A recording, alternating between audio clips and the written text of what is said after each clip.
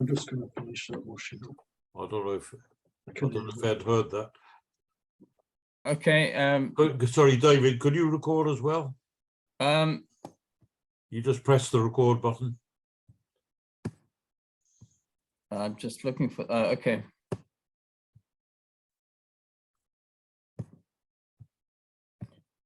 Well, look, comrades, after some discussion of the situation in Britain and monarchism as it's in its dying throes, we turn our attention to Ireland, the first colony of Britain, or more precisely England, and a history of the most resolute resistance to British colonialism, and a form of radical nationalism, which is fought gun in hand, against British domination and in defense of indigenous traditions and culture, but has also led to the cultural development, which is astonishingly rich in terms of developing the culture of both countries and both cultures. So it's a history of radical nationalism, which, from a South African's perspective, is repeated. If we look at Sinn Fein, ourselves alone, we have that tradition rich in South Africa, and we've also got a rich tradition of collaboration, confusion, and attack on the working class from people who advocate national liberation of one kind or the other. So we have to have our eyes and our ears wide open, and we will now be listening to Jimmy and to other comrades from Ireland, many of whom I've only learned, in this personal discussion, have participated very actively in the struggle for civil rights, in political struggles, developing a labor movement in Ireland, North and South, and actually have very first-hand information and perspectives, on the development of politics in Ireland at a time when Sinn Fein looks as though it could come into a majority. We'll have our eyes and our ears wide open to these developments. So we look forward to hearing you, Jimmy, and other comrades for 25 minutes and to open up then the discussion. Jimmy? Okay, comrades. The first thing I'm going to do is start with a comment by Leslie looking for Republican banners to be raised over Liverpool. For the last few days, the greatest politician or political character in terms of the degree, quantity, and emotion in the eulogizing of the Queen has been Mary Lou MacDonald, the leader of Sinn Fein and so-called Irish Republicanism. So I wouldn't particularly have much credence unless there was a Liverpool Republican Socialist flag, but certainly don't base it on Sinn Fein. One of the problems that I have noticed, and something that has really irritated me over the last couple of years, I'm a member of the British Labour Party as well as the Irish Labour Party, and regularly at the British Labour Party online, there's conferences and meetings called with prominent or so-called prominent personalities from Sinn Fein being given equal status platform, as if there's something progressive, as if there's something socialist, as if they have policies to offer that are relevant to the working class in Britain. The experience in Ireland of Sinn Fein is kind of different from the illusions that there would be in Britain.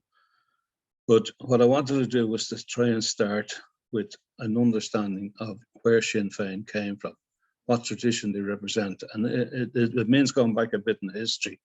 And I'll ask a bit of indulgence on that, because there's not a political organization in Ireland that doesn't try to claim historical roots, historical justification for where it's going.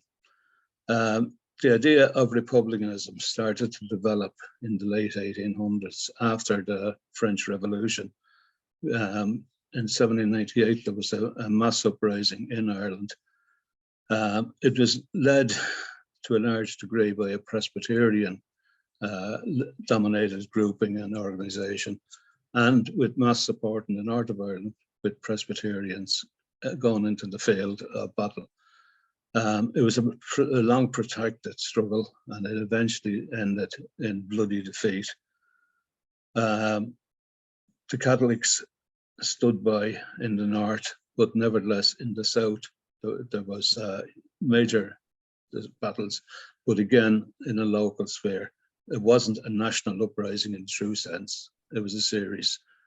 But nevertheless, the idea of republicanism and nationalism developed a specific identity. Now, over the following century, at the beginning of the century, there was a small rebellion in Dublin.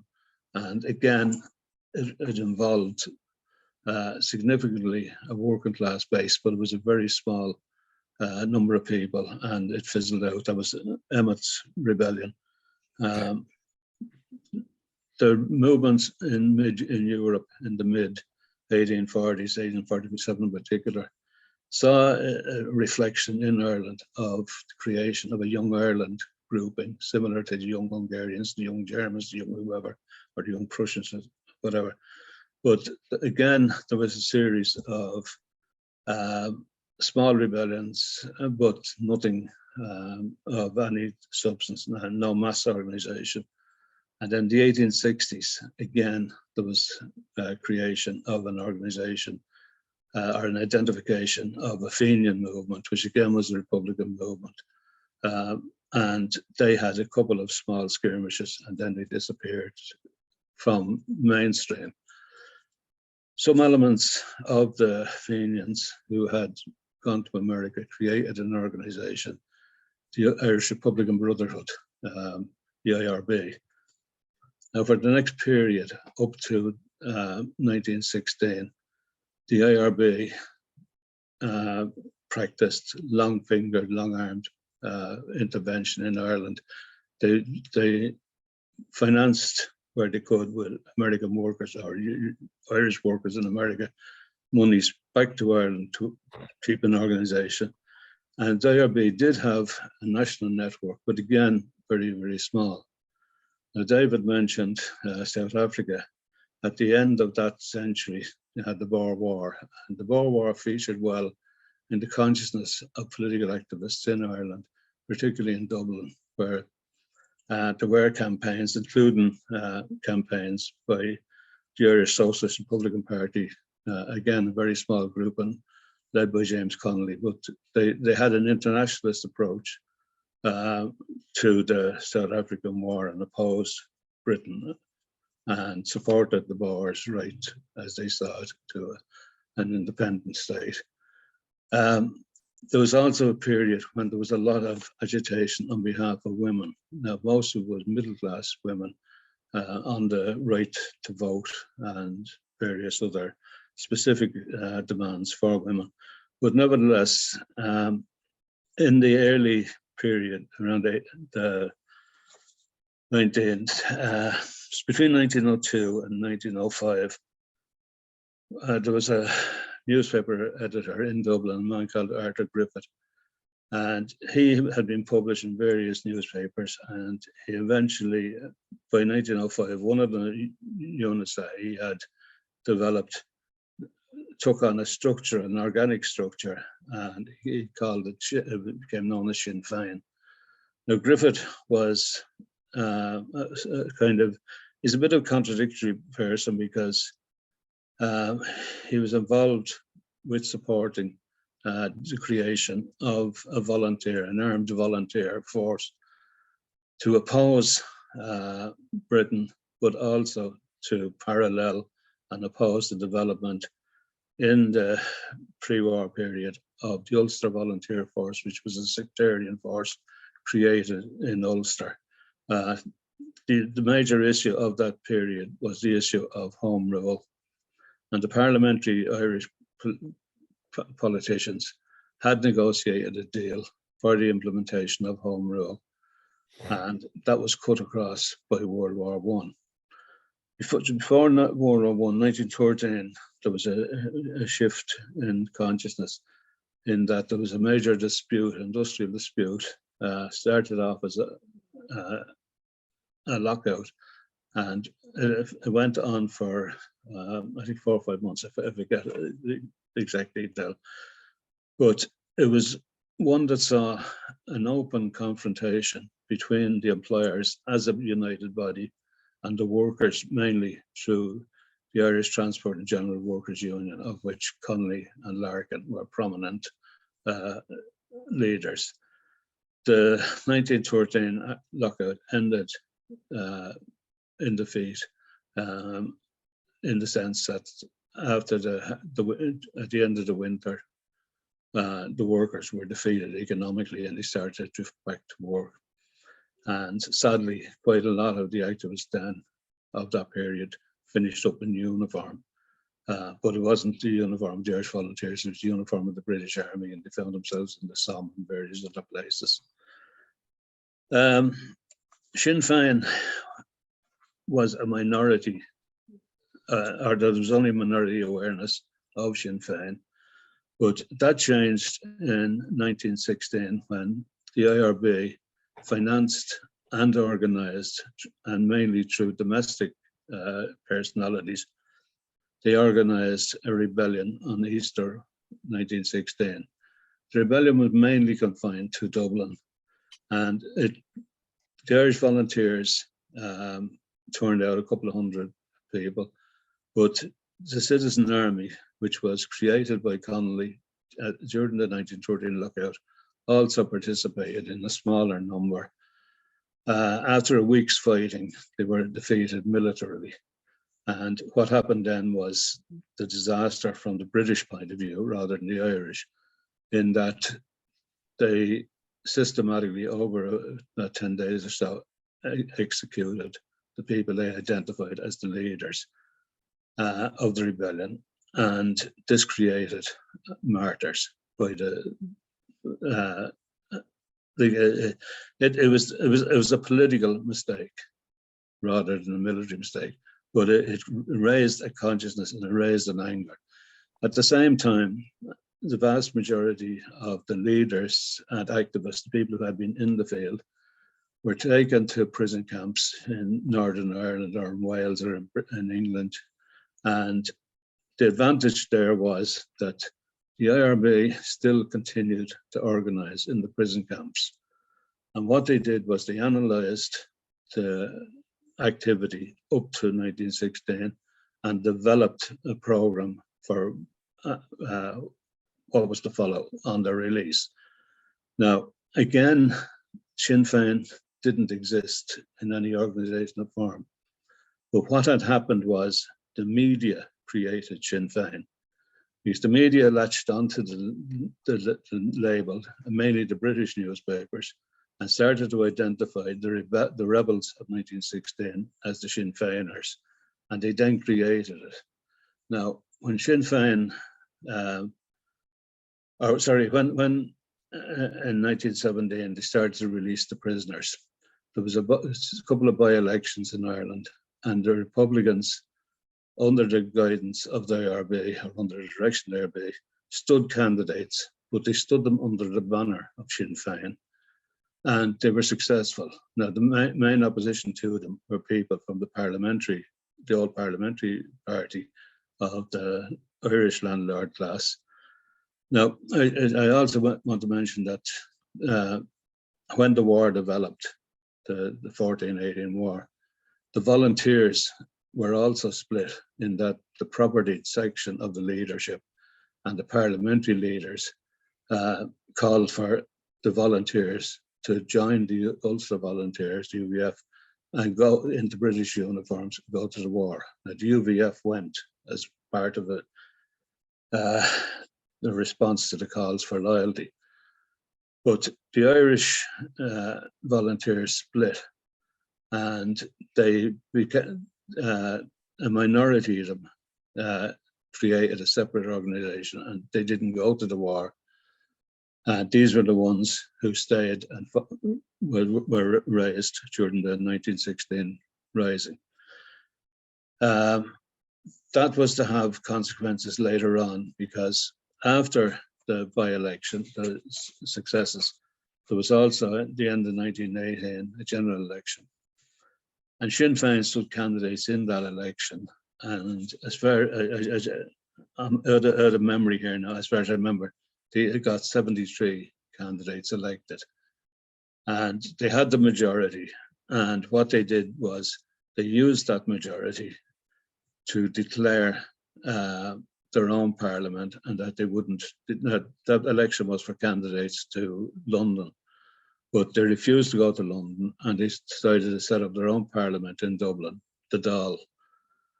And the Dáil became the political identity and the centre of organisation for the next period. I think it's actually on the day that the Dáil convened, there was a small ambush, a couple of IRA volunteers. Now, I'm using the term IRA because at this stage they were beginning to get that identity, because the volunteers who had remained loyal to the Republican movement had declared that the IRA was to be the army of that new Dáil. Down in Tipperary, there was a small ambush on a wagon carrying gelignite and 2 policemen killed. Now, that was taken and is identified as the first military action of what came to be known as the War of Independence. And over the next 2 or 3 years, the IRA came into existence as a national guerrilla organization under the political control of the Dáil, who in turn were under the actual control of the IRB. Because the IRB was still pulling the strings in the background. Now, the identity of Sinn Fein grew, and the status grew with it. In the end of 1921, there was a truce agreed with the British, and the personalities who had been leading the guerrilla war, most of them were in favour of the truce on the basis that they were being threatened by Britain, with the country being saturated with with armies, because there was a surplus of trained soldiers from the World War who had come home and hadn't got jobs, and it was an opportunity for money or adventure, whatever. But also they had the practical problems that there was a limit to the amount of arms that they could have, and the military, where there was a possibility of a military defeat. So if you had a military defeat, it was logical that there was going to be a political defeat to follow. So the terms were negotiated with Britain following a truce, and a treaty agreed. The treaty, the dominant people at that negotiation were Michael Collins, who was probably the actual head of authority in the IRA, and Arthur Griffith, who was representing the political image of the organizations. They brought home a treaty, and the treaty had in it an agreement and acceptance of Ireland to be partitioned, and the north of Ireland to be hived off as a separate state. The southern state to have its own parliament, but both of them to be subservient to the king and to swear an oath of allegiance to the king. On this issue of the oath of allegiance, a section of the IRA opposed it and split away. These were dominated by the personality of De Valera, Eamon De Valera, who was an American-born man who grew up, I think, not too far away from where Finn comes from. There's no shame in that, Finn.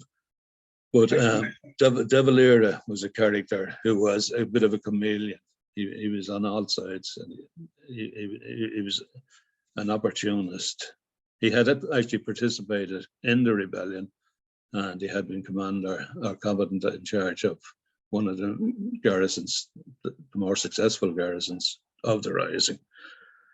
But what followed then was a kind of a stalemate in that a section of the Republicans broke away and they seized the Custom House in Dublin, or not the Custom, sorry, they seized the forecourts in Dublin. I should know the date, but if I actually forget it.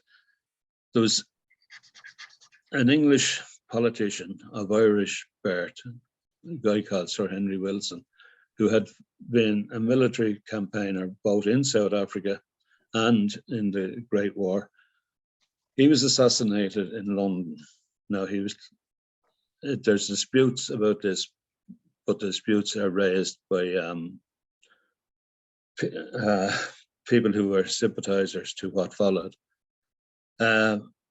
Wilson was assassinated under the direct orders of Michael Collins.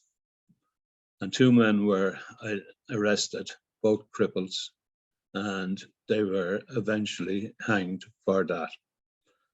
But when Wilson was assassinated, Churchill, who was a dominant personality in Britain and who had been a negotiator of the treaty, he demanded that the IRA, who had broken away in the Custom House, be rooted out. And the British, who were leaving the country at that time, handed guns over to the new Irish Army, and the army shelled the forecourts. Now, apart from destroying the building. Jimmy, I'm Yeah. sorry to come in, but we've done 20 minutes.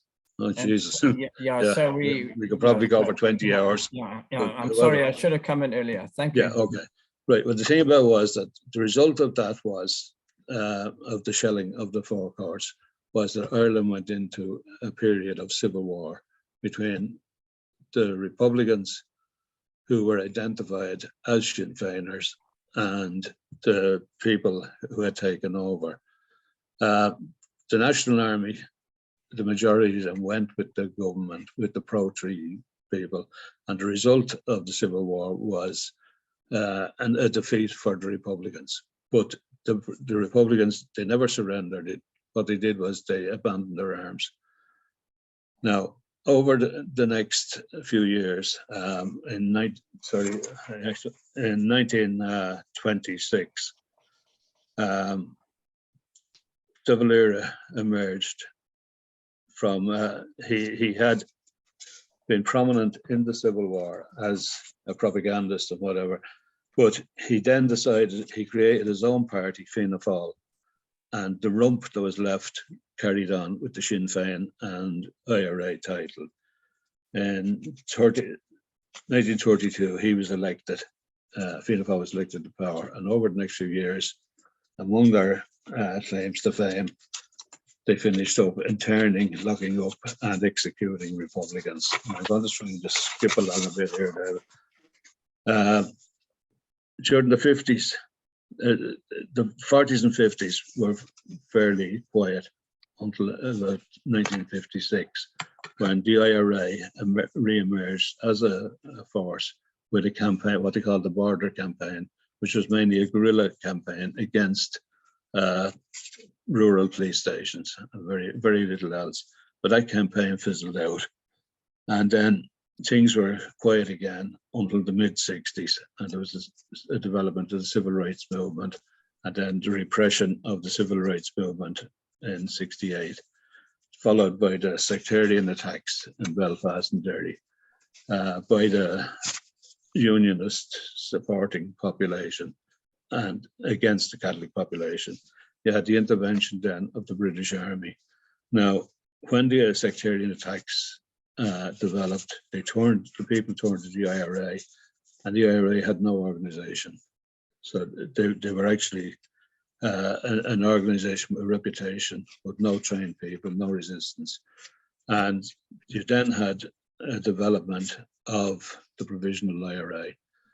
The Provisional IRA was very much a creation of the frustration of the streets, but also a policy of the Irish government, the then new Fianna Fáil government, who gave money and training to through individuals in Belfast and Derry to recruit an organisation to bypass the IRA that had developed, which was turning towards Stalinist and CP ideas and been slandered as Marxist. And the IRA then started the campaign. That campaign carried on for nearly 30 years. It went through several different appearances. First of all, it was dominated by personalities from the South who produced a document, Éire Nua, which basically had a number of social reforms claimed, but very much an inward-looking program. Again, in the typical Sinn Fein tradition. Now, Sinn Fein means ourselves alone, and their attitude was they wanted to rebuild the economy, pull out of Europe, and more or less close the doors. And it was absolute delusionary stuff. And their solution to the political problem was to establish 4 regional counts, 4 regional states within the island, based on the old provincial breakup or provincial organization with a centralized government. And it was delusion stuff. But in the north, particularly, there had been a change because the guys who were in the field had nothing in common with the old guys in the south, and the political organization of the Provisional IRA was developed. The Provisional IRA and Provisional Sinn Fein worked hand in hand, and there was a couple of highlight incidents or situations, the likes of the hunger strike campaign, where Bobby Sands and others starved looking for rights for prisoners, saw a massive growth of the military and political influence of Sinn Fein. And then there was a couple of years where the campaign relied just on bombing. But then at the end of the 70s, or sorry, actually the end of the 90s, or starting 90s, there was overtures made to establish a number of ceasefires.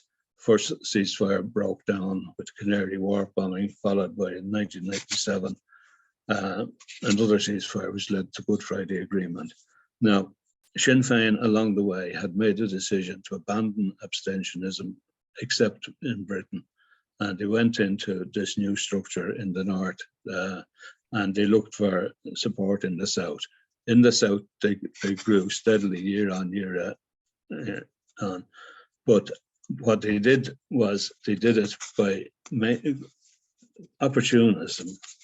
And one example will more or less illustrate it.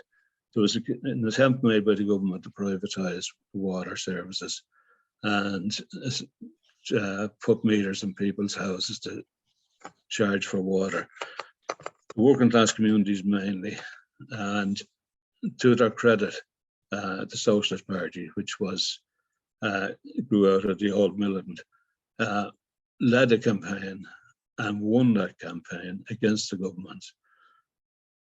When the campaign was starting, there was an election, and Gerry Adams, who was then the leader of Sinn Fein, made it be known that he had paid his water charges, and if people voted for a Sinn Fein government, they would abolish water charges. And that was the program that they had. Vote was in, and we'll sort out all your problems. Now, the result of it was there was a by-election, and Paul Murphy of the Socialist Party stood against Sinn Fein, stood against the government, and won the seat on that single issue, the anti-water charges campaign. The following day, Sinn Fein abandoned its position without apology and became the anti-water charge party. Now, you could go through stacks of issues like that, where today they're for something, but when people moved, they followed on from behind, but always with a photograph in the paper guaranteeing that it will be recorded. The situation we arrive at today is that we're in an Ireland where there's an unstable government because no single party has the majority. We have a three-way government, Fianna Fáil, Fine Gael, both sides evolving out of the old Civil War, and with the Greens, and their program is essentially to try and manage what the crisis has been thrown at them, as long as it doesn't interfere with the rights of property. Now, Sinn Fein have, I was looking at their 2020 election document, which is, there might be more, but are more recent ones, but I haven't been able to put my hands on them. But if anybody wanted to, it's online, the 2020 document that they stood on that campaign. And essentially what they're saying is they've identified all the social problems, point by point, and they budgeted for what they feel it would take to resolve those problems. Now, the program itself, although they claim to be a democratic socialist party, the program itself shows very little of the socialism. Because, for example, in the policy of public services, where the likes of the bin charges, I mean, domestic charges are being imposed. And their solution is they want to bring all the public services back under the control of the county councils. Now, the county councils under the Fianna Fáil period lost, they still elect the councils, but the councils are neutered because all the decision making is in the hands of the managerial structure. Sinn Féin's proposal is to bring it back into the hand of the councils, but they want to have all the utilities brought in. But like who was the famous saint who said, "Oh, Lord, make me chaste, but not just yet." Augustine, yeah. And that seems to be the policy of Sinn Féin. We will take all the utilities under the control of the councils, but under the control of the councils means the council will manage them. They won't own them, they won't run them, they won't operate them. The private controllers and the private owners will still remain. And that seems to be the theme for every one of their policies. I think of Joe Hill and the Pie in the Sky, and it's the same thing. They have no program for nationalisation. There's no program for taking over the economy. More recently, they had, in preparation for their advances, they had a meeting with the bosses. Now, I haven't got the details of that meeting, but it's what seems to be filtering down, that essentially what they were trying to do was demonstrate that they could be part of a government, a respectable government that won't interfere with profit, won't interfere with the policies of exploitation. Jimmy, I could nearly leave it at that, David. okay. Because, well, I'm sorry to cut yeah, in. it's okay. Like, Yeah, okay. you talk to the cows come home on it. It's not going to make much more difference. Okay, Because like, just to sum it up, really, is that Sinn Féin are claiming we are a democratic party, we are a socialist party, and we have all the solutions. And there's no evidence in their record, there's no evidence in their program to justify those claims. And for the working class of this country, they're going to be faced with a dilemma, because they're actually going to be the best on offer of what is on offer, but there's no way we could promote them as a solution. Okay, thanks so much, Jimmy. Very rich introduction, and a very comprehensive overview of from roots to the branches to the present.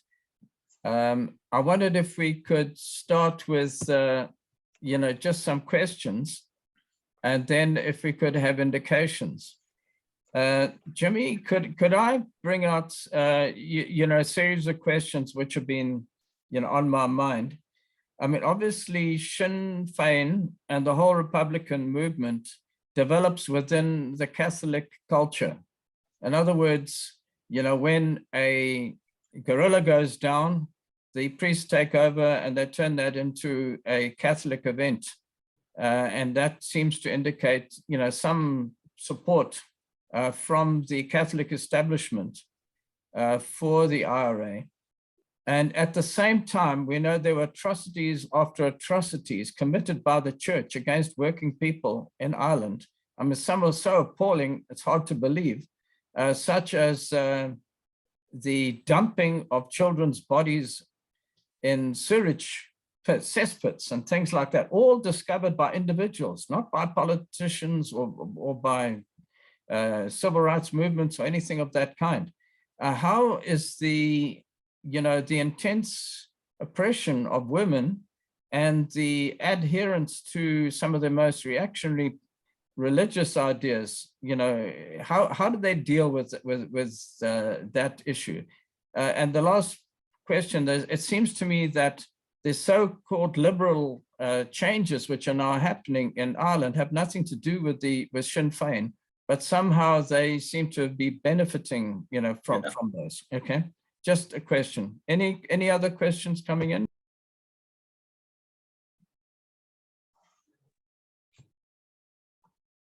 Well, for the moment, we don't seem to have any indications. Please do indicate. I wondered if Finn, if you'd like to come in with some points, and then if I could ask you, Jimmy, to come back on on my questions. Yeah? Mm. Okay, comrades, the first thing is that question that David has asked about the clergy and the IRA. The priest condemned the IRA during the independence struggle and excommunicated people from the IRA. So there was no link between the struggle and the clergy in these years. But Jimmy, in his opening contribution, which is very good, has made an important distinction. He's distinguished the struggle for national independence from Sinn Fein. Sinn Fein came to be the inheritors of that struggle and to be in the continuity of that struggle, which is not the case. And I'll give one or two examples. First of all, the first big split in Sinn Fein created Cumann na Gael as the first Irish government. So Sinn Fein split, and the group, which now became Fine Gael, came out of that split. The next big split was Fianna Fáil breaking away, and they're the second capitalist party. And when these two major groups went, Sinn Fein, as Jimmy has explained, was a rump. But I want to give an illustration. During the War of Independence in 1919-20, the Irish trade union and labour movement was involved in a strike against the transportation of arms on trains, and also against the transportation of British troops who were in possession of arms. That strike lasted 6 months and was a major success. And it was a far bigger event in the struggle for independence than the ambushes which have been commemorated like Kilmichael and everywhere else. The media have elevated the guerrilla campaign at the expense of involvement of the labour movement. The labour movement called a general strike against conscription. They called a general strike, this is all in the independence period, for the release of political prisoners, which is a major success, and the prisoners were released. They called a strike for an end to political violence. So the trade union and labour movement was at the forefront of the struggle for independence. But unfortunately, the leaders of that movement were not able to use that momentum to become the leaders of the national independence struggle in general. They decided not to participate in the general election of 1918. And that's the major reason why Sinn Fein became as strong as it did at that time. But anyway, about splits. Sinn Fein continued to split time after time after time. During World War II, the leadership of the IRA and Sinn Fein, which is the same organization at that point, supported the Nazis in Germany, and talks with the Nazi leaders. A guy called Russell was involved. In fact, there was a statue in Dublin to Russell in a place called Fairview in Dublin, and some left-wing groups knocked his head off in the statue. And for many months, the statue stood headless in the middle of Fairview Park. And that would have been an illustration of what the IRA leader, Russell at the time, stood for. Anyway, these splits and divisions continued. In 1969, there was a conference of Sinn Fein, which I attended. I was at that conference. And at that time, Sinn Fein, as an organization, was leading major left-wing struggles, not just civil rights, but also a big struggle in Dublin and Cork for housing, which involved occupation and mass demonstrations. So it was an organization getting an echo in activities, but also, of course, the Labour Party was very strong at that time, which of course it is not now. Anyway, at this conference, a minority of Sinn Fein, which was then a united organization, opposed Sinn Féin's involvement in such things as the Housing Action Committee, and argued instead that the struggle should focus and concentrate in the north. Now, Gerry Adams was a member of that minority. They lost the vote on an issue about recognition of Parliament, but that was only a technicality. A group then walked out of the conference, led by Adams and others, and because they were now a minority, they called themselves Provisional Sinn Fein. And that group was tiny and insignificant, but they did succeed in mobilizing in the north, mainly because of the antics of the British Army, attacks on the Catholic population, and then later on, as Jimmy alluded to, the hunger strikes. Now, as I say, I was at the conference, and all the major speakers on the left were articulate defenders of involvement in left-wing campaigns. And Sinn Fein then worked with the Labour Party activists and young socialist groups at the time. Because they were the Sinn Fein organization, they called themselves Official Sinn Fein. And Official Sinn Fein continued and developed and became the Workers' Party. And as Jimmy again referred to, eventually became just Stalinists. They tried to become the major representatives of the Russian bureaucracy in Ireland and to replace the CP. The minority, they were the Official Sinn Fein originally. Minority continued as Provisional Sinn Fein. So that's an important distinction that Jimmy makes between the Sinn Fein as an organization and Sinn Fein, and sorry, the national struggle historically. Now today, Labour is a tiny organization, the Labour Party, for reasons similar to what exists in Britain and other parts of the continent of Europe, social democratic organizations. And because Labour is so weak and so insignificant and so unimportant in the struggles of the working class movement, both in communities and in the trade unions, it has allowed Sinn Fein to pretend that they represent progress. And there's a lot of illusions internationally, particularly in Britain, I must say, in Sinn Fein. I mean, Corbyn used to invite, Jimmy again referred to this, Sinn Fein people over to England. He spoke at their rallies, given the illusion that somehow Sinn Fein is the progressive movement. Sinn Fein are a group of opportunists who have left-wing or other policies as it suits. They were opposed to they were opposed to abortion when the first referendum was held back in 1980, 88, maybe 85. But anyway, Sinn Fein did not support the pro-choice movement at that time. They did support it more recently, but then 2/3 of the Irish population, similarly, when the referendum was held more recently and abortion became legal, 2/3 voted for that.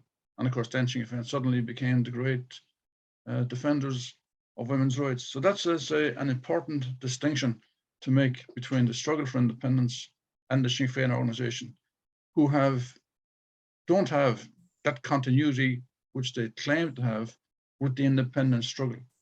There was a series of splits which went right up to the present day. They're still splitting inside Sinn Fein because there's no cohesion, no coherent policy on issues. Now, that's not to say that Sinn Fein is a right-wing party. They do have left-wing policies, not on every issue, but they do have left-wing policies. For example, on housing. I mean, the spokesman on housing, a guy called Owen Bryn, whom I know, who's probably the most articulate defender of public housing in the country. They have other spokesmen as well in health who stand for a public health system and so on. So they do stand for certain things on paper, and they do say to represent progress in areas of social policy. But they have said time and again in recent years that they will form a coalition government with Fianna Fáil or Fine Gael, the two major capitalist right-wing parties in Ireland. They've said in advance of an election, they will form a coalition. Now, if they form a coalition with these open representative capitalist parties, which they would if they got the chance, they will then sacrifice their policies just to become members of a government, which is exactly what happened in the North.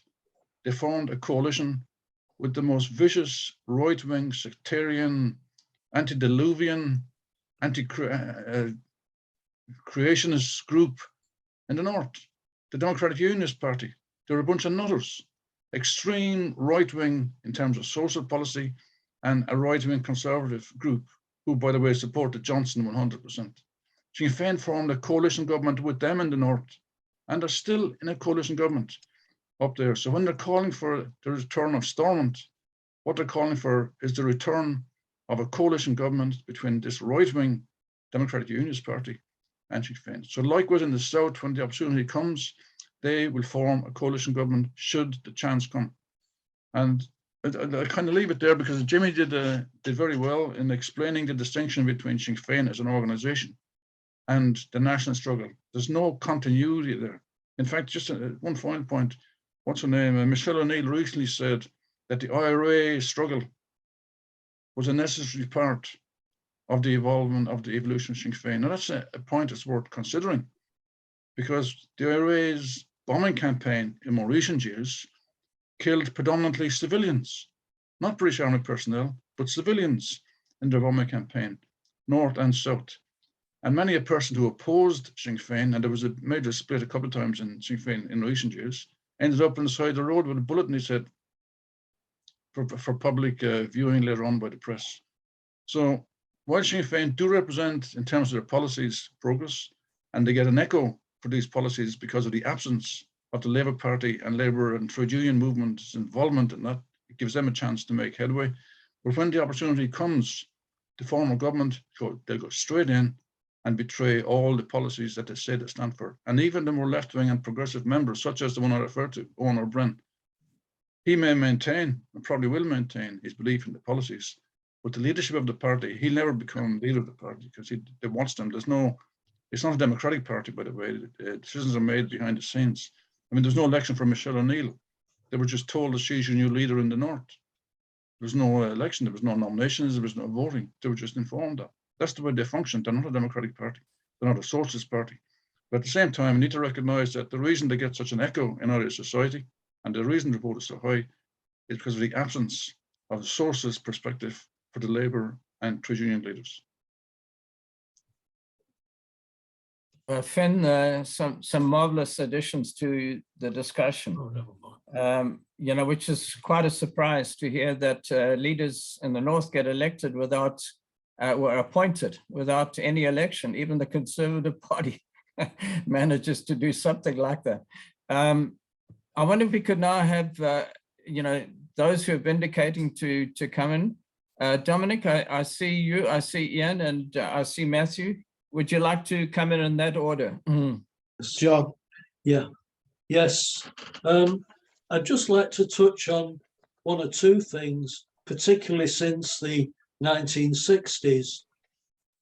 There was a major civil rights movement in the north of Ireland, in Northern Ireland, in the late 60s, around housing, around jobs, etc.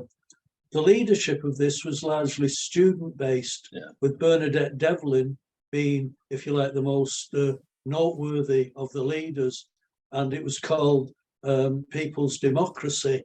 It stemmed from Belfast University, or Queen's University in Belfast, and actually they caught a real echo across the community divide.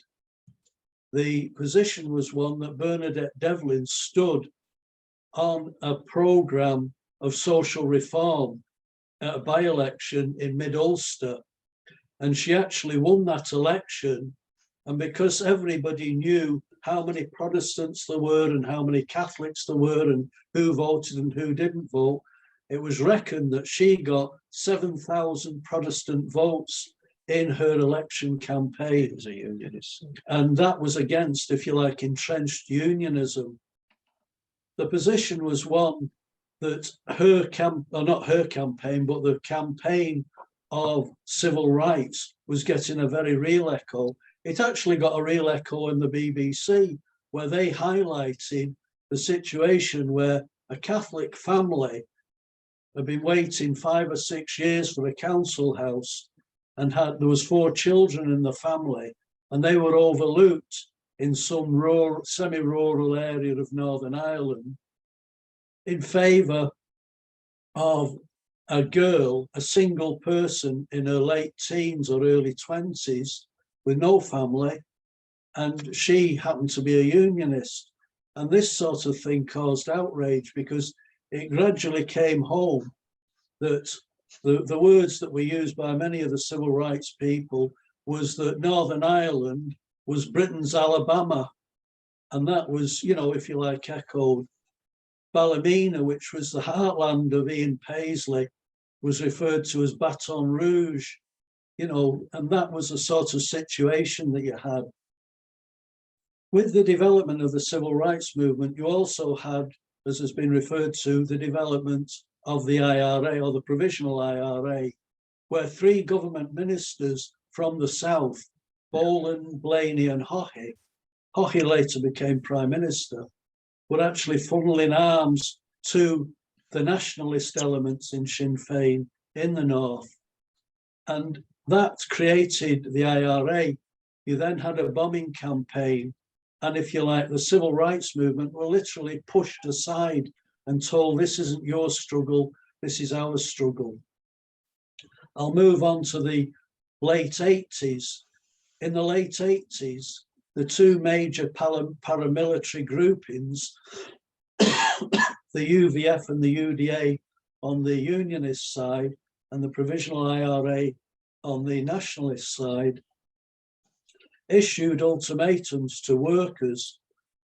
The Unionist side issued an ultimatum that any Catholic worker found in a Protestant area would be shot. And the IRA said that anybody working for the Crown would be shot, any worker working for the Crown. There was one lad shot in Derry. He was actually an apprentice bricklayer, and they were doing some pointing work on a police station, and he was shot for that. The trade unions actually took up the campaign very vigorously, and they said, as far as they were concerned, this was a load of nonsense and they'd have nothing to do with it, and they would instruct their members to carry on working. The attitude was one that if a housing officer was going to work, then they couldn't say who's Protestant, who's Catholic, and they would not see divisions between unionist and nationalist areas. And they had demonstrations, they had a press campaign. Equally, they said that as far as they were concerned, they weren't having their membership threatened by the IRA, because equally, you know, what was the Crown? It was convenient if they said the army, but they didn't say the army, they said the Crown.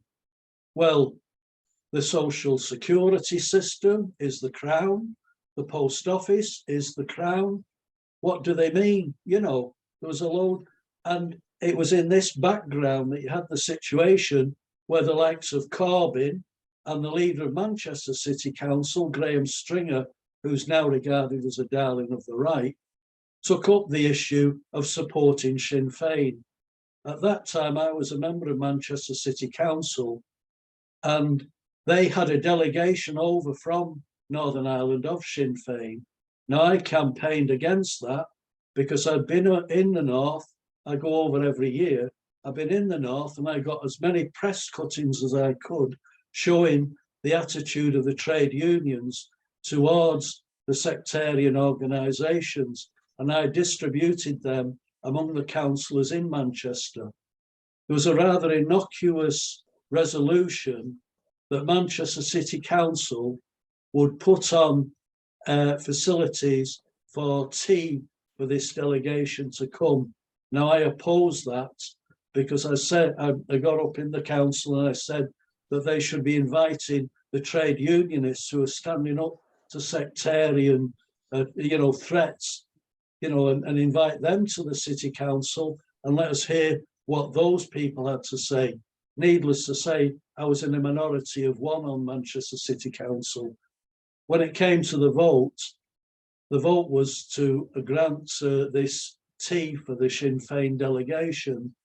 So the majority, well, not the majority, nearly all the Labour group voted for that. And that was a vast majority on the City Council. It then came to opposition. So I was taunted by Labour members, are you going to vote with the Tories? And I said, no, I'm not voting with the Tories. So when the vote came, I didn't vote against it. I abstained to make it clear that I had no time for the Tories and no time for, if you like, those people with illusions in Sinn Fein. So I'd just leave it at that. Talk about So- Militant's position. And Just mention Militant's position. well, Militant's position at that time was, you know, it was I was in Militant, and that was the position that we held, you know. No, they But support. they had an ambivalent attitude at the time, and perhaps I shouldn't oppose this visit from Sinn Fein, you know, which struck me as a bit daft because, That's all right, quite yeah. frankly, you know, the comrades in Northern Ireland were appalled at, you know, the likes, you know, the left leaders at that time in British city councils. So I'll leave it at that, comrades. You know, thanks for those ideas and recollections. Ian, would you like to come in now, and then Matthew? Hi, yeah, just a couple of quick questions really from me that I put in the chat. One is, you said it might have been a slip of the tongue, Jimmy, about Sinn Fein being the best on offer, even if it's the best of a bad bunch.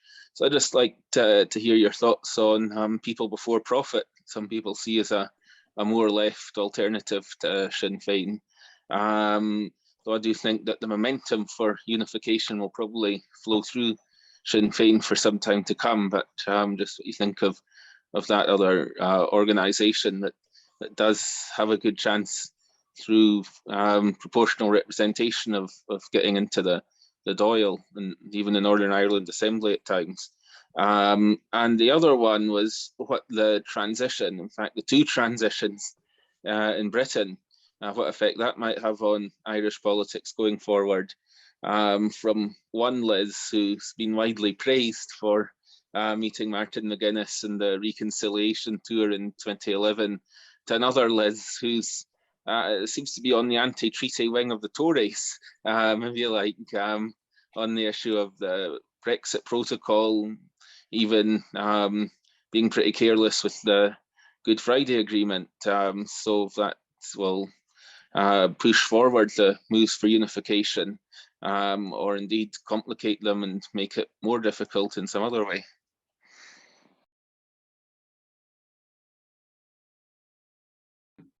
Thanks for those points in. Could we have Matthew come in? And I do see that time was moving, so could we address the points as crisply as we can, and then I'd like to get some response maybe on those two questions by Ian, which are pretty material. Thank you. Yeah, I think obviously this is, I mean, obviously the state of Irish politics moment is a mess, and in terms of looking at some of the tendencies that have occurred over the period, I mean, it's kind of a long, you know, to try and sum up the entire century and a bit of Irish politics in this process is quite daunting and impossible. But I mean, you know, in terms of what we're looking at the moment, obviously is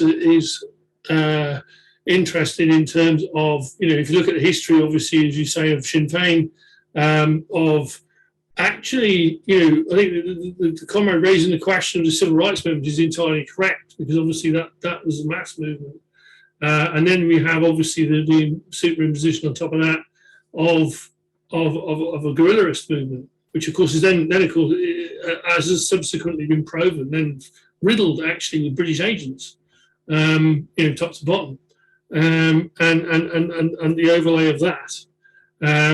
It's then the question also of the failure, I mean, total failure of political forces, and we go through all of them in Ireland. I mean, you know, Sinn Fein obviously, I mean, not merely in alliance with the DUP, but actually implementing austerity and set to carry on implementing austerity if they're allowed to do so.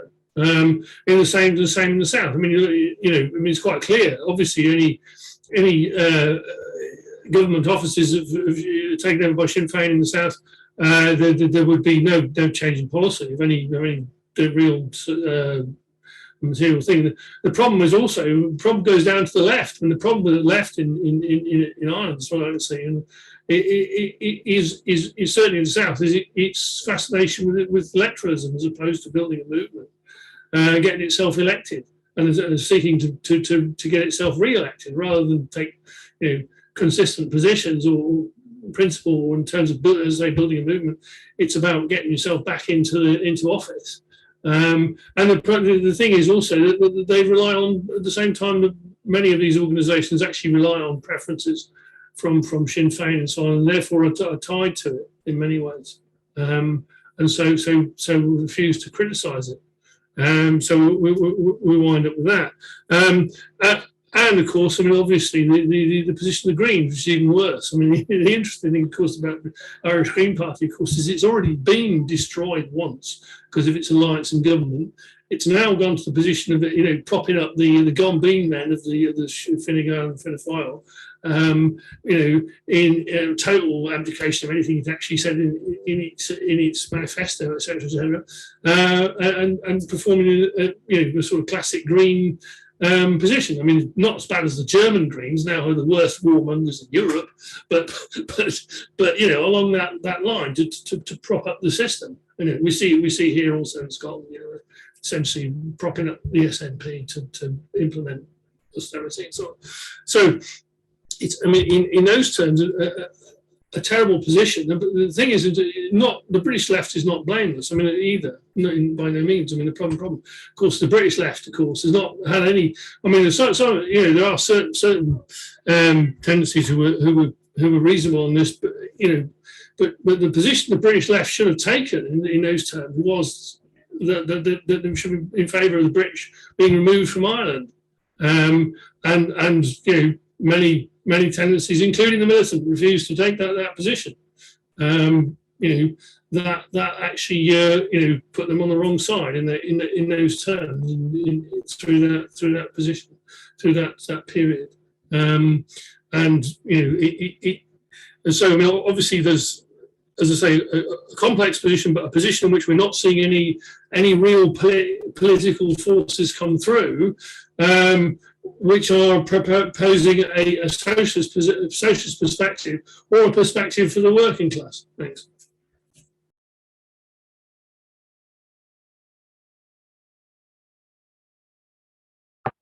Okay, thanks for those points. I wondered if we, first of all, I'd like to encourage, more people to come in. Thanks for your points, Matthew. But maybe if we could have some response to the rather big questions which Ian posed. Jimmy or Finn, would you want to come in? Jimmy, maybe first. So we're not hearing you, Jimmy. You're on mute, yeah. Yeah, first of all, David, in relation to a question raised by yourself about the role of the clergy, there's no doubt that the clergy has penetrated Irish society and had political and social control for the best part of a century. But as Finn pointed out, to join the IRA or to join the Republican movements meant excommunication. And they used that in a period when church's authority and religious allegiances had different strengths in the community. So they were actually a weapon, because the policy of the churches was the state has divine right first. And it doesn't matter what the state does, is to attack that state, you're attacking the divine law. In relation to liberal changes, again, you mentioned it. Very, very few, in fact, very little of the liberal changes that have developed in Ireland, and again, Finn has illustrated it clearly, very little can be credited by Sinn Fein, but one thing can be remembered. And I'll illustrate it. There was a march through Dublin. It was a really, really big march. And I can't even remember which of the marches it was. It may have been one relating to the water charge. It may have been one on bin charge. Could be. I really can't remember. But it was a demonstration that was led by unions, the unions were participating. The union banners were there. The Trades Council banners were there.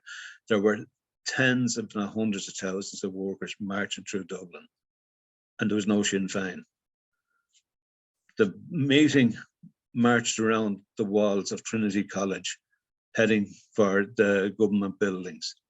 And out of Dawson Street, or one of the side streets, suddenly there was an appearance of about 6 or 10 prominent Sinn Feiners in their Sunday suits.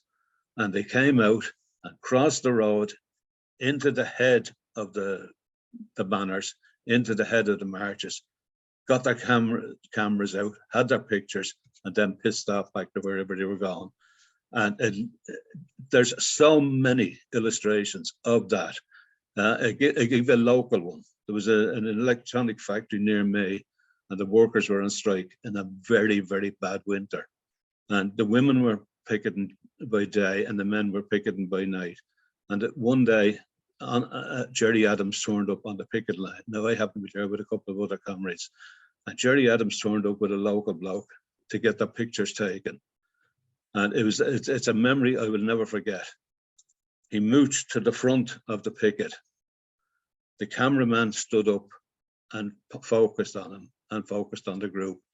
And then the group divided to leave him standing on his own. And it showed how the workers could see and understand this guy is here as an imposter to get his picture taken on our backs, and the women just walked away from him.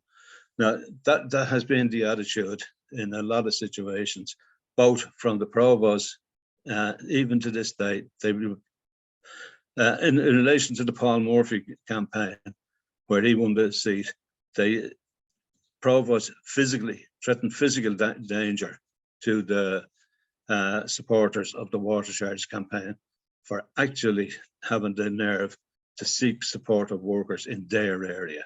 And that's what they described as their area. So they were just hooligans. They're just scumbags in many areas, lumpen elements. They're not political people, but they do have political policies. And what I wanted to do there, I can't remember who was it.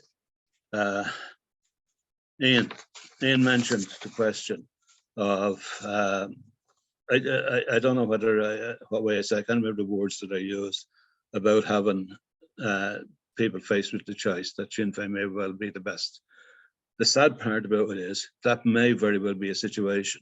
And the reason I say that is not that we want to understand Sinn Fein to be the best, but the reality on the ground could very well be that under proportional representation, an awful lot of the lefts who have been elected with much lower votes, but the system benefited them, that they received recognition of their existence. Sinn Fein in the 2020 election made a mistake in that they underestimated how popular they were going to be, and they didn't stand enough candidates. In the next election, they will correct that. And those on the left who benefited from the Sinn Fein lack of availability in the last election will lose their seats. And there is no doubt in my mind that there are people who are in the Dáil at the moment representing the left, won't be in the next one, but will be there replaced by Sinn Fein people. The other thing that we also have to understand is that there's not, Sinn Fein didn't come out of a vacuum, particularly in the Dublin area. They walked into a situation where there had been a number of attempts by the lefts to get political representation and people elected, and they worked together as a grouping on common platforms. And no sooner were they in the Dáil than the fragmentation, the sectarianism started, particularly the Socialist Party and Socialist Workers' Party people. And over a period, they started to lose credibility, lose authority, because the attitude of most workers was that we can't work together. How they expect us to give them any sort of support? So it's been a struggle for some socialists working in politics because of the disadvantage of socialism. But the next time round, there mightn't even be socialists in there, and that is something sad.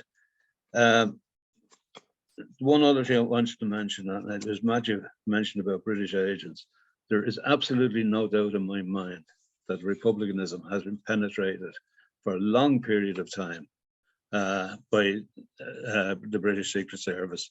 And one of the things that I use to illustrate it is that the schisms that have been mentioned by Finn at the more recent period, the continuity IRA, the real IRA, and various other fractions. The question has to be asked: how do a democratic, or so-called democratic government, with such a military and police might, allow those organizations to exist?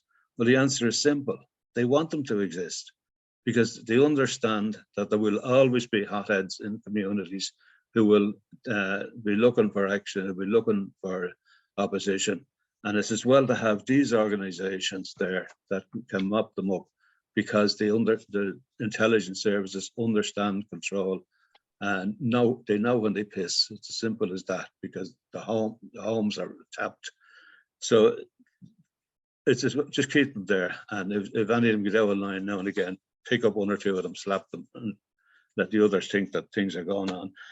There was one other thing that didn't get mentioned, and that is the question of the growth of Sinn Fein in the north. There is no Labour Party in the north, or at least, sorry, I'll put that another way. There is no representation of the Labour Party in the north of Ireland. The Labour Party in Northern Ireland is a branch, a constituency branch of the British Labour Party. It is not allowed by the London base, and this includes the Corbyn people, to stand candidates in Northern Ireland. It is prohibited. It is prohibited to organise on a genuine constituency level. There's something about 30-odd constituencies in the north. The whole of Ulster is treated as a single constituency, and that branch in that constituency has to represent all that. This gives a field day to the sectarians of both sides, to Sinn Fein and the various loyalists, because workers in their communities may not want Sinn Fein. Like in the loyalist communities, workers don't want Sinn Fein, but in the absence of an alternative, they'll vote for the like of the DUP. And similarly, in the Catholic communities, they don't want to be represented with the like of the DUP, but they'll vote Sinn Fein because there's no alternative being presented. You got the likes of Jerry Carroll, who is an exception in Belfast, but that's it, an exception in the biggest city in the region. So one of the issues that has to be added to the agenda for people taking up the question of Ireland, the question of Sinn Fein, is the right of the people of Northern Ireland to create, develop, and expand a Labour Party with full rights of representation. Yeah,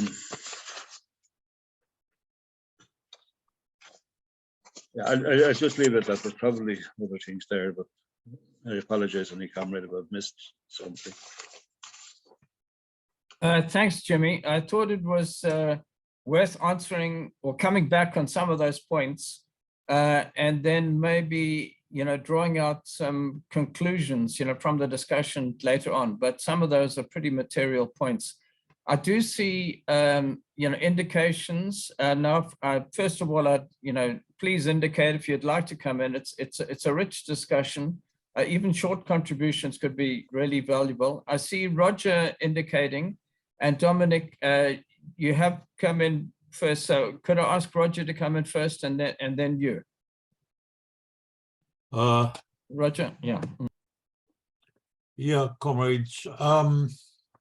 I think this is a really important discussion, and I have a lot of questions. I'm not an expert on the question of Ireland, so really I want some more enlightenment from the comrades. To some extent, my questions have been answered by Jimmy and by Finn, but what I would like to raise first is, obviously there are peculiarities in Ireland in comparison with other European countries, in particular because of the particularly kind of tortuous history in Ireland, where you've got everything is distorted by the national question and by the deliberate aggravation of sectarianism in both communities in the north, and also related to that, the long age-old domination by the church, which of course is another reflection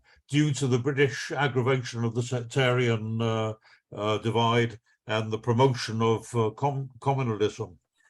But we see now in Ireland, just like everywhere else in Europe, right, just like everywhere else in the world, we see elemental changes taking place, which are absolutely splitting and undermining the authority of the traditional parties, something which we, in a disguised way, we see in Britain too, with both the Tory party and the Labour Party being completely riven with internal upheavals and incipient splits. But what we've seen all the more so with the collapse of the traditional parties in France, in Scandinavia, even in Germany to a more limited extent, and we're seeing that now in Ireland too. I see that the Sinn Fein has got almost as much electoral support, according to opinion polls, as both Fianna Fáil and Fine Gael put together, which is a massive change. And we see, I think, particularly one of the factors behind that is the complete disgrace and loathing of the Catholic Church because of the whole history of scandals which have been exposed in the last few years, and particularly this huge youth revolt. I believe it's the case, if comrades will you can maybe comment on that the main factor in the change in the electoral balance of forces is this rebellion of the youth, which has surged to support Sinn Fein. And that means it's a reflection of the fact that all the Civil War ghosts are largely exorcised now. For a century, the ghosts of the Civil War have hovered over and haunted the political scene in Ireland, but that seems to be now getting dissipated by the new pressures in society and the enormous economic and social changes that have taken place in Ireland too. But what do the comrades think is going to happen if, as seems likely, Sinn Fein forms a government or becomes the dominant partner in the next government in Ireland, and even, of course, in Northern Ireland? But we've seen already in Northern Ireland how they've been complicit in the most treacherous Tory austerity cuts against the working class in Northern Ireland, and presumably we can expect the same policies in the south, and therefore there's going to be a reawakening and a massive disillusion, presumably maybe after a short time lag, in a Sinn Fein government. And the question then comes, who are going to be the political beneficiaries of that? Where are the energies of the population, and particularly of the youth and the working class, going to be channeled? And in particular, we can almost be in despair of the left in Ireland, which it's even more fragmented and even more weak than probably anywhere in Europe. And yet the need for a left socialist alternative is as strong there, if not stronger, than anywhere in Europe or in the world. So what do comrades think? What are the prospects for a resurgence and a unification of the left and the development of real class politics in Ireland. Thanks, Roger. Dominic, would you like to come in? Yeah, it's just a couple of points I wanted to raise. One, I was looking up what when Sinn Fein split in, I think it was in January 70, when they actually did the formal thing, what the Provisional Sinn Fein said. And they basically said their campaign was for a 32 county republic, for loyalty to the Provisional IRA, for what was it else? What was it? They declared their opposition to abstentionism from the governments. And the main thing they said, as far as I'm concerned, is they opposed the drift to the left in the politics of the Sinn Fein movement as a whole. So I think that gives you the colour of where they come from. And as far as what they're going to do in government, I mean, I'm not that familiar with what the score is in Ireland. Got an idea, go there on holiday and speak to people, but that's in a rural part of Ireland. And I think Dublin would be far more significant. But Sinn Fein, Fine Gael, Fianna Fáil have all come from the same root. And I think, as my mother used to say, they're all the one sow's litter. I don't think they're going to be any different from the other two when they get in. They might have some thugs behind them, but I don't think that'll be significant enough to influence them. They've got no policies as far as the working class is concerned. And I think Matthew was raising the question that what we should be putting forward is Irish unity. You can't put forward Irish unity without putting forward class unity. Class unity is the only route to Irish unity. A referendum in the north or in the south to decide that they're going to merge would just start up the troubles again to a lesser degree, but they'd still be there. The Protestant paramilitaries haven't gone away, and they would use that. So, but it'd be meaningless anyway, unless you get the working class to unify. And that's what we've got to be doing on social issues. And that's what's got me hammered, a program of social issues, a socialist program to meet the needs of workers, north and south. And I think that is, whether we're strong enough to do that, I think the thing is that we've got to stick to that. That's the main thing. I'll leave it at that. Thanks, Comrade. Finn, I wonder if I could take the liberty of coming in to make a few points, which you may, want to respond to. And then maybe we would look to see if anyone else would like to come in too. Look, the basic question of Ireland was the colonization and then division of a country which in many senses, as Jimmy's explained, was in a sense a struggling to become a nation and even to become independent with home rule and so forth. But at critical points, with all the contradictions that Jimmy's explained, has ended up with a section of the national bourgeois accepting almost a permanent division of the country. Even though they were aspiring to unite the country, they accepted as a temporary compromise. I'm sure is that what they explained it, but a rampant division. And the question I'm raising, because it's also germane, to every national liberation struggle in Africa and Asia and elsewhere, it's the struggle of a national bourgeois, including all kinds of petty bourgeois coming in and out, becoming ultra radical, splitting, division. I mean, the divisions and splits are quite bewildering. It's very hard to keep a complete chart of all of these things in your head, but struggling all the time to be through more radical nationalist measures to create unity and unity against an oppressing nation, against, for national liberation. And yet the history is one of astonishing compromises, because and an inability then to unite the nation, except on the basis of complete exhaustion of the people because of the incessant warfare, which everyone wants to end. Once you start a war, everybody wants to end that war. And then the whole terms of it should have been on the basis of real unification of the country, a resolution of the national and the democratic and social questions. And yet that's been impossible.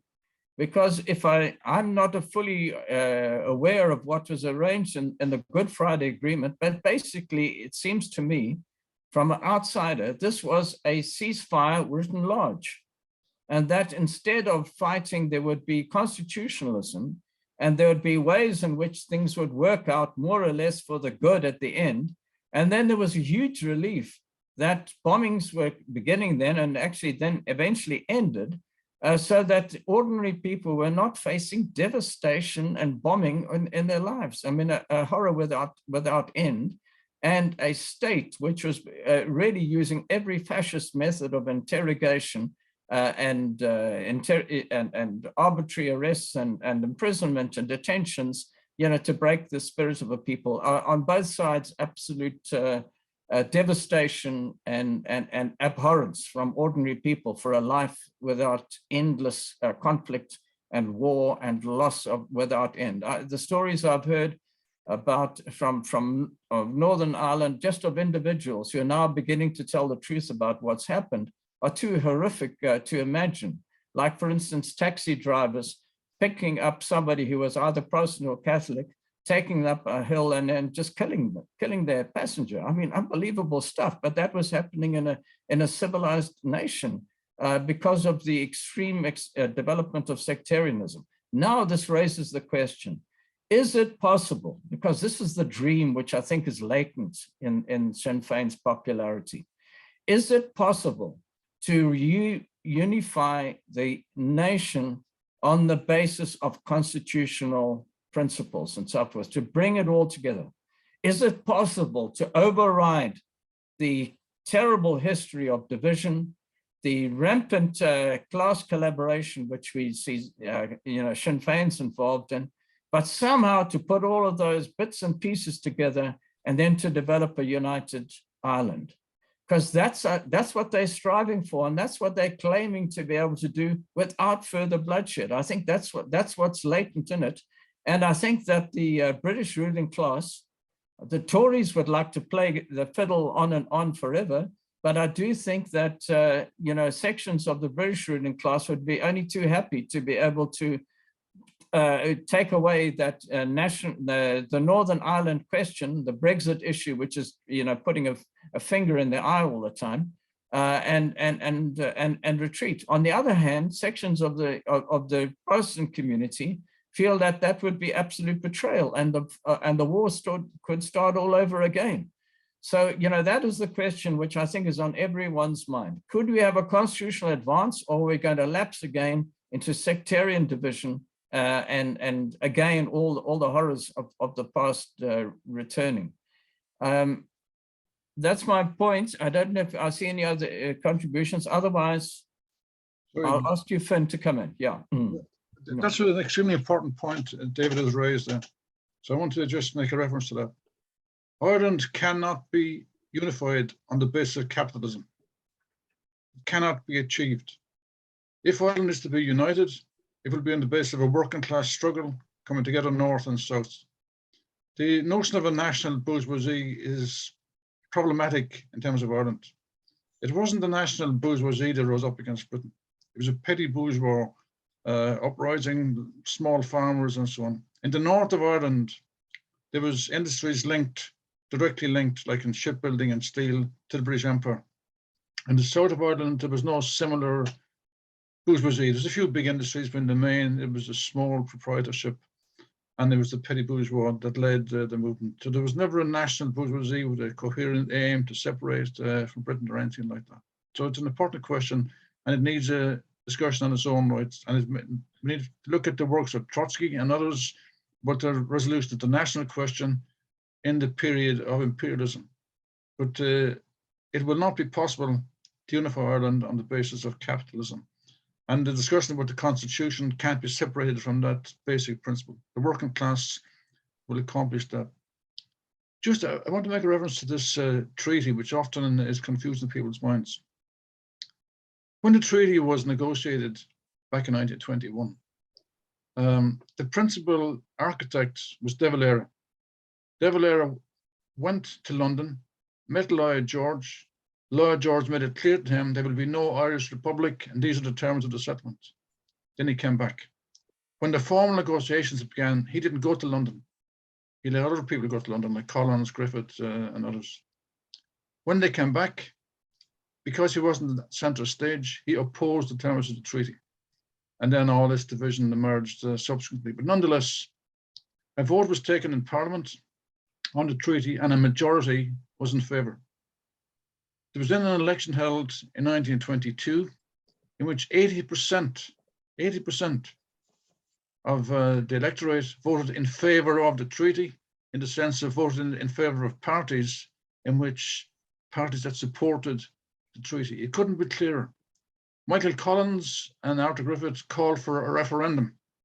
People confused Michael Collins with Liam Neeson, because Michael Collins was unknown until the film that Liam Neeson made.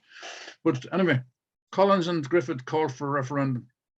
De Valera opposed referendum in the full knowledge that it would be carried, because the majority of Irish people support the treaty, not supporting all the terms of the treaty, but as David also alluded to in reference to peace and getting fed up of all this killing and war and ambushes and all this kind of stuff. In fact, they're still commemorating bloody ambushes. There was a famous ambush in Cork and Kilmichael, which is commemorated on the television recently. But the events such as the boycott of the transport of arms by the trade union movement was far, far more significant than the shooting in Kilmichael. I want to make a reference also to Roger's point about the youth. It's quite true. There's mass alienation in Ireland amongst the youth, and Sinn Fein are cashing in on that and are undoubtedly making gains on the basis of the youth alienation. But nonetheless, the youth are involved in many forms of activity.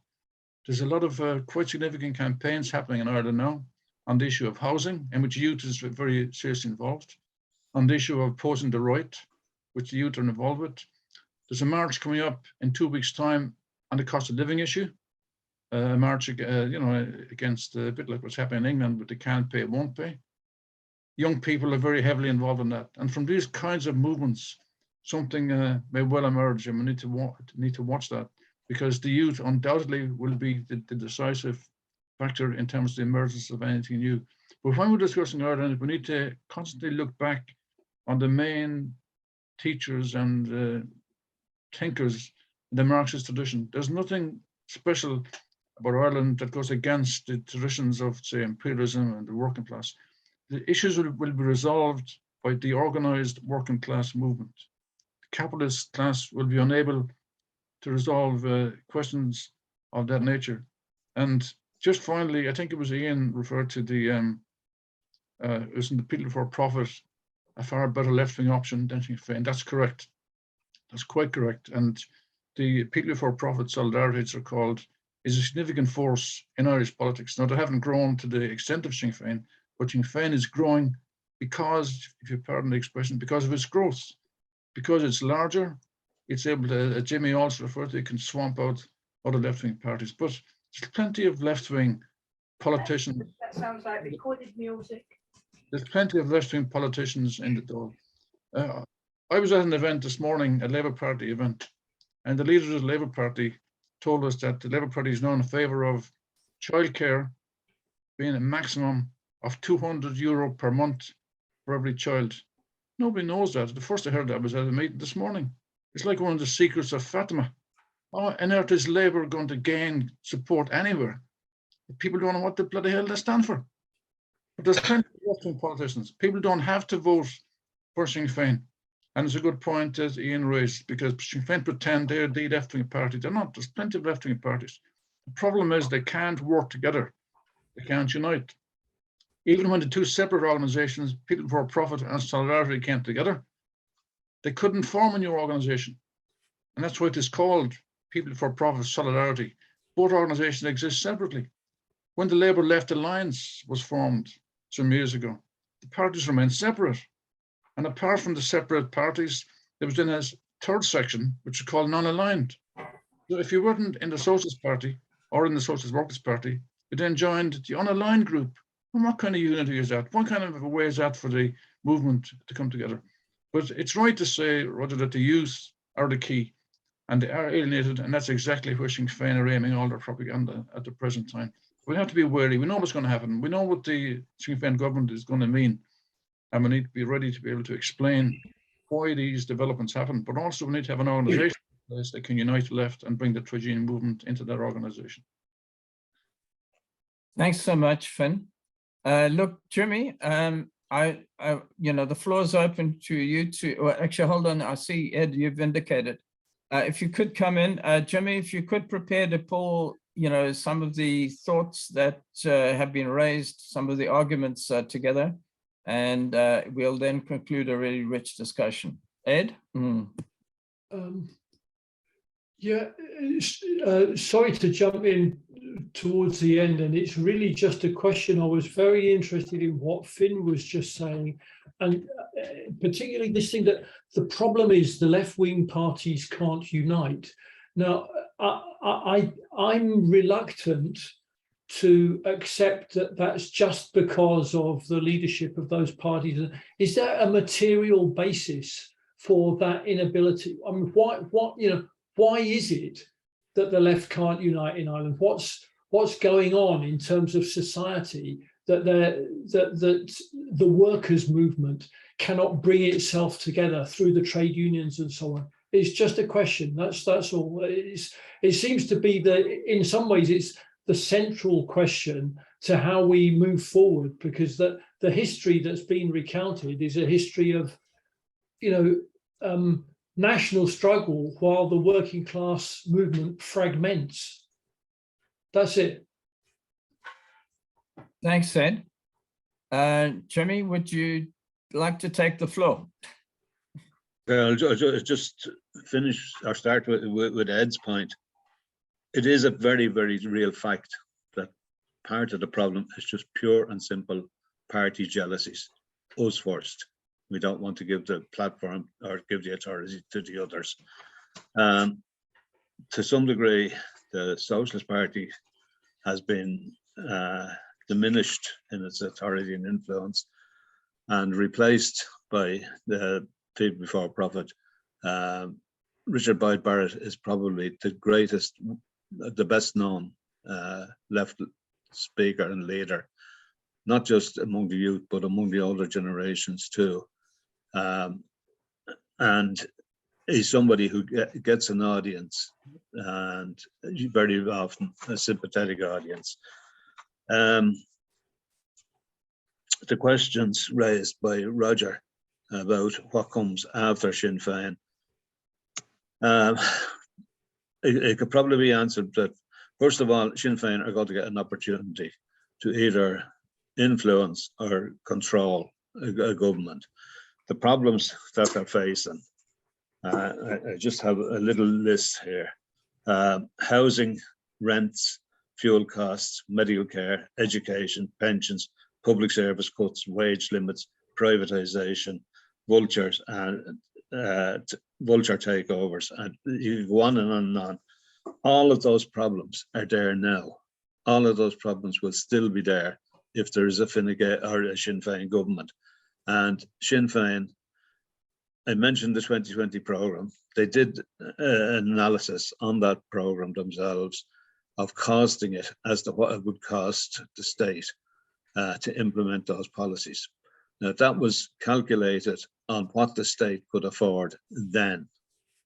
The state has since gone into the COVID period where debts have run up enormously, and the fuel crisis internationally and the inflation have made the programme of Sinn Fein irrelevant in the situation of the same costings, because now it has to be accepted that their claims that the government, that the state could afford their proposals 2 years ago is not possible.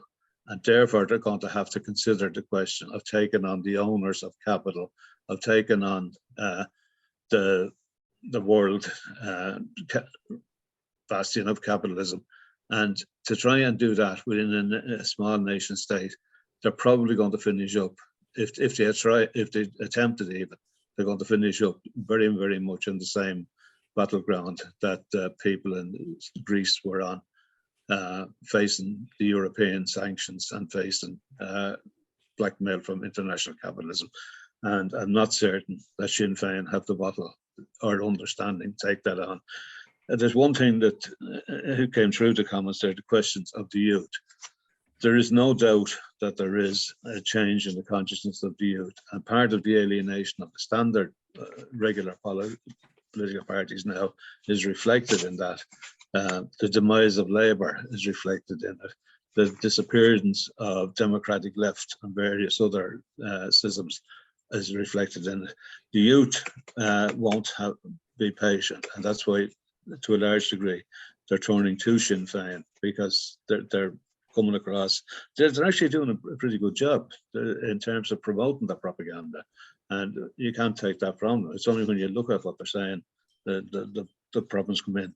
But it also has to be said that within Sinn Fein, within the crop of people elected in 2020, there's a whole range of new young people, and those young people will be faced with the problem of coming in with their own ideas, another generation coming in with them in the next election, being faced with their own ideas, their own experience, and an undemocratic leadership, an unknown leadership, generally considered to be the relics of the IRA, wanting to impose their policies. And the problem with Sinn Fein is that whenever anybody does put their head above the parapet and criticise internally, they're expelled. It's as simple as that. There's a couple of people came up on issues, social agenda and ethical points. We mightn't have agreed with their points, but they were expelled, and that was the answer to it. The younger people coming forward won't necessarily be in a position or won't be of the mind to accept those things without challenges. So we can also expect that there should be some sort of criticism or critical opposition developing within Sinn Fein too. The one key ambition of anybody involved in politics is to get elected. And again, within the Labour Party, there's a whole generation of new young people coming forward. The party is not grown, but it's not in the same level of decline that it was in before. And again, the only answers, and Finn has illustrated it again, the only answers they can put forward are reforms and claims on behalf of workers. Now, one of the disadvantages the Labour Party faces is that it broke its links with the trade unions, and that leaves the trade unions kind of out on a limb without a natural expression of political policies. So that there's a chance then, if there's a struggle or if there's a deal done, either way, to try and restore the links of Labour Party trade unions, that could come forward again. But the other thing is that we cannot underestimate the authority that the small left groups have as individuals with the youth, and they too, in the event that Sinn Fein failing the youth will turn to them. The big political parties, Fine Gael and Fine Gael, are more than likely going to finish up merging, because overtures have been signalled by the present Taoiseach, Michael Martin, who recently, for the first time, representing a Fianna Fáil government, participated in a memorial service for Michael Collins on the centenary of his death. Collins represented the organisation that grew to be Fine Gael. Incidentally, one thing about Fine Gael that should not be forgotten is that when Fine Gael was formally established at the end of the 1940s, it took into its leadership the remnants of the fascist organisation, the Blue Shirts, as an equal component. Now that element, the policies of those are probably not recognisable today, but the actions of the leadership in its contempt for workers, and even though the children and grandchildren of those people are pursuing their careers through those parties, they too will understand that on their own, they, Fianna Fáil and Fine Gael are doomed. Together, they might come together.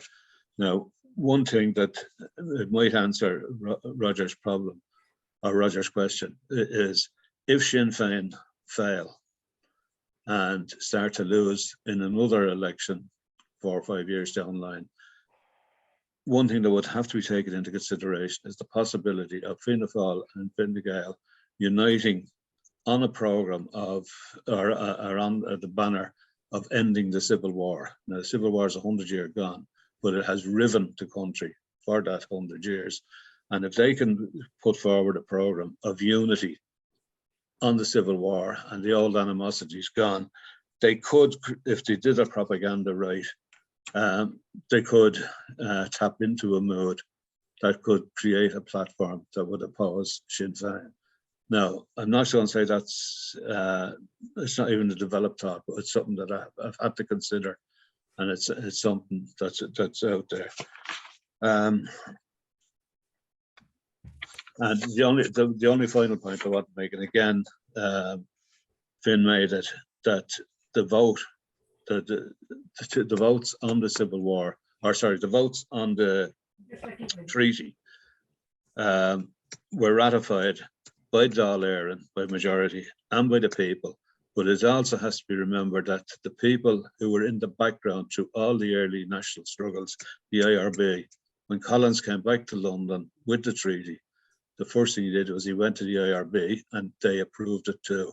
Now that's an extremely important point, because Sinn Fein today claim to be the legitimate heirs of the IRB, yet the IRB accepted and ratified the treaty, and then they disappeared out of history.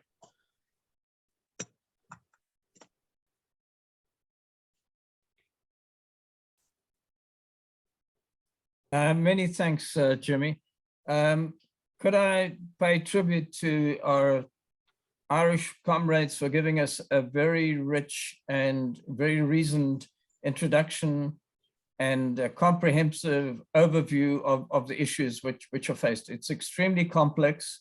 History of splits, divisions, aspirations, civil wars, unresolved sectarian and national divisions. And yet, it's only through socialism that we can see, the beginnings of a solution to all of this. And I know that our comrades have participated very actively in fighting in every way possible to bring the working classes perspective to bear. And so we pay a tribute to your comrades. I'll then say, ask Roger to come in with some points in relation to our further discussions. Right, comrades. One thing that we're very proud of in WIN, Workers' International Network, is that we are truly international. And for instance, at this meeting, it's a small meeting, it's true, but we had comrades from eight countries participating. And that's the general picture at all our meetings. And of course, there's a reason for that, is that we, small though our forces are, we are aspiring towards workers' unity and the building of a mass force and a mass workers' party on a global scale. And of course, we will make only a modest contribution towards that, but that is what we are about. And as it is, in line with that, a couple of months ago, we started a series of meetings on the history of the international workers' movement. And we had a meeting on the traditions and the heritage of the First International. And next week, we're moving on to the Socialist International, the Second International, which Comrade Ed Bober is going to lead off on that. So I won't try to take away any of the content from what he's going to speak. So I won't say any more on that. But I think it's going to be a very important discussion, and I hope all the comrades will participate. Okay, thank you, Roger. A salute to our comrades who've participated. And we look forward to your participation in the forthcoming discussions.